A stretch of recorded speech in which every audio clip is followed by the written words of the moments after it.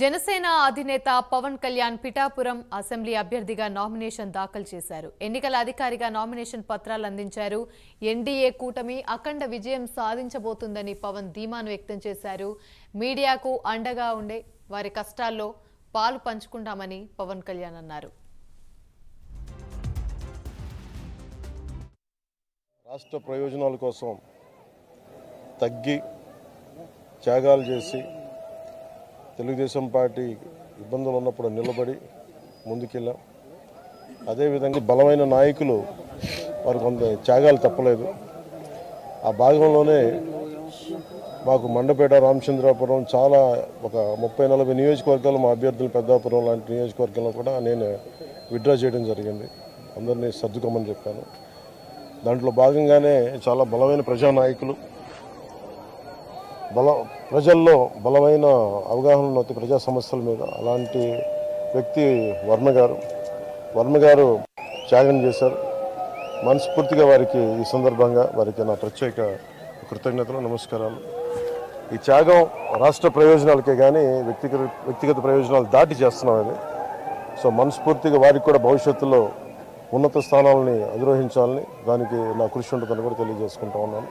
ముఖ్యంగా బుర్రా కృష్ణరాజు గారు, భారతీయ జనతా పార్టీ నాయకులు, వారు మనస్ఫూర్తిగా అండగా ఉన్నారు. వారికి ప్రత్యేక కృతజ్ఞతలు తెలియజేసుకుంటా ఉన్నాను. జనసేన అధినేత పవన్ కళ్యాణ్ పిఠాపురం అసెంబ్లీ అభ్యర్థిగా నామినేషన్ దాఖలు చేశారు. ఎన్నికల అధికారికి నామినేషన్ పత్రాలు అందించారు. ఇదే విషయానికి సంబంధించి మరిన్ని వివరాలు మా ప్రతినిధి వర్మ అందిస్తారు. వర్మ, చెప్పండి.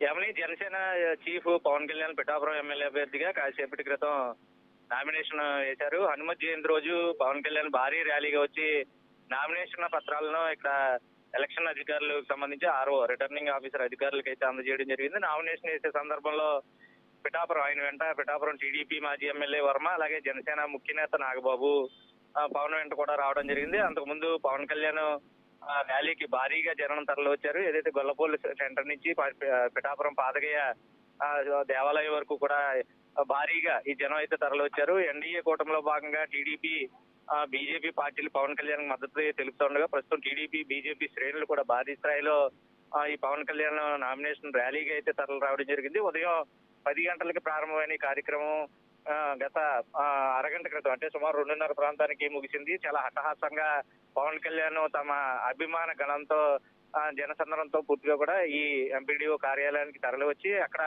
నామినేషన్ పత్రాలను అయితే దాఖలు చేశారు. అయితే ఉదయం నిర్దేశిత సమయం 10 గంటల ప్రాంతానికి తన నివాసం ఉంటున్న చేబ్రోలు నుంచి గతంలో తాను నివసించినటువంటి గోకులం గ్రాండ్ ప్రాంతానికి వచ్చి అక్కడ నామినేషన్ పత్రాలపై సంతకాలు చేసి ముహూర్త సమయంలో తర్వాత ర్యాలీలో పాల్గొని ర్యాలీతో పాటుగా ఏదైతే తన పార్టీ అభిమానులు ఎవరైతే నేతలు, ముఖ్య నేతలు, అలాగే ముగ్గురు పార్టీలకు సంబంధించి కూటమిలో భాగస్వామ్యంగా ముందుకెళ్తున్న తరుణంలో టీడీపీ, బీజేపీ, జనసేన పార్టీకి సంబంధించిన శ్రేణులు అందరితో కూడా కలిసి భారీ ఎత్తున సుమారు 40,000 మంది ఈ భారీ ర్యాలీలో అయితే పాల్గొన్నట్లుగా ఆ పార్టీ వర్గాలు చెప్తా ఉన్నాయి. అయితే ఈ భారీ జన సంద్రోహం సమూహంతో పవన్ కళ్యాణ్ తరలి వచ్చి నామినేషన్ పత్రాలు ఏదైతే రిటర్నింగ్ ఆఫీసర్ ఎస్ రామచంద్ర రెడ్డికి అయితే ప్రస్తుతం అందజేశారు.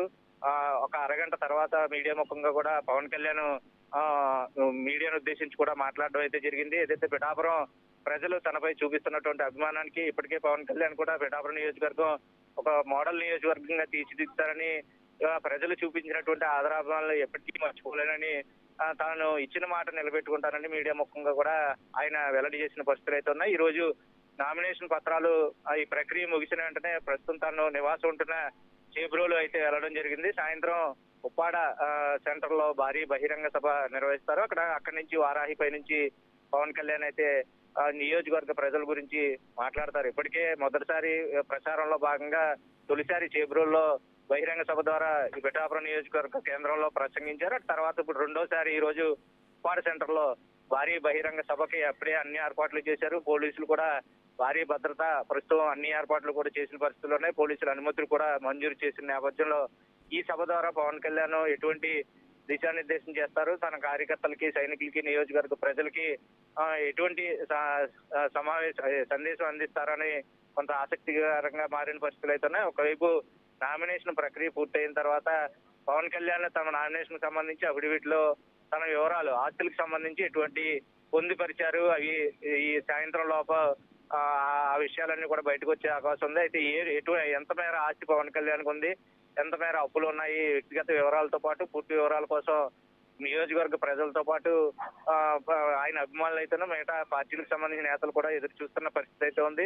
ఏదేమైనా పవన్ కళ్యాణ్ గెలుపు ఖాయంగా కాబడినటువంటి పిఠాపురం నియోజకవర్గం ప్రస్తుతం మెజారిటీ కోసం ఆశిస్తున్న తరుణంలో ఈ రోజు బహిరంగ సభ ద్వారా పవన్ కళ్యాణ్ ఎటువంటి వ్యాఖ్యలు చేస్తారని కొంత ఉత్కంఠ కూడా నెలకొంది. ఆమెని రైట్, థ్యాంక్ యూ వర్మ.